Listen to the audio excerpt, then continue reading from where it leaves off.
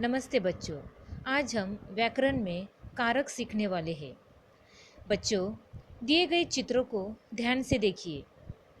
बच्चा बोतल से दूध पी रहा है।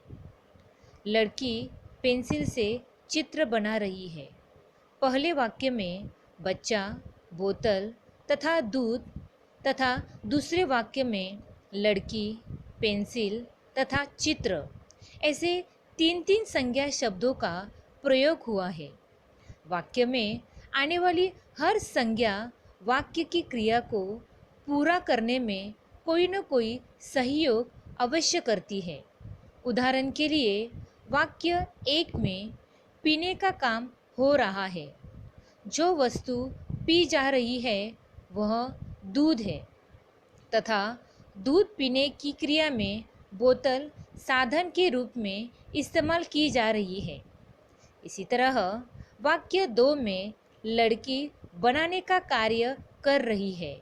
जो वस्तु बनाई जा रही है वह चित्र है तथा बनाने के लिए पेंसिल साधन के रूप में इस्तेमाल हो रही है। इसी प्रकार बच्चों, हमने देखा कि वाक्य की प्रत्येक संज्ञा का वाक्य की क्रिया के साथ कोई न कोई संबंध होता है। वाक्य में आने वाले संज्ञा शब्दों का क्रिया के साथ जो संबंध होता है व्याकरण में, वही कारक कहलाता है। आइए परिभाषा देखते हैं। वाक्य में प्रयुक्त संज्ञा या सर्वनाम का वाक्य की क्रिया के साथ जो संबंध है उस संबंध को कारक कहते हैं। आइए कुछ उदाहरण देखते हैं। माँ ने खाना खाया। साधुओं के लिए भोजन बनाओ। उत्कर्ष कमरे में जा रहा है। स्वाति पेड़ से आम तोड़ रही है। जूही ईशान की बहन है। अरे कबीर, इधर तो आओ।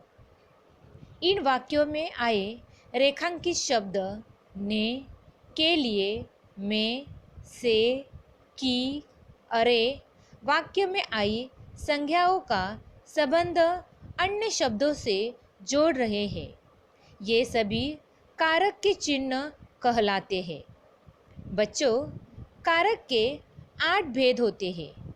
आइए हम कारक के भेद संक्षिप्त रूप में सीखते हैं। कारक के भेद। पहला है कर्ता कारक। क्रिया को करने वाला संज्ञा शब्द, इसका चिन्ह है ने।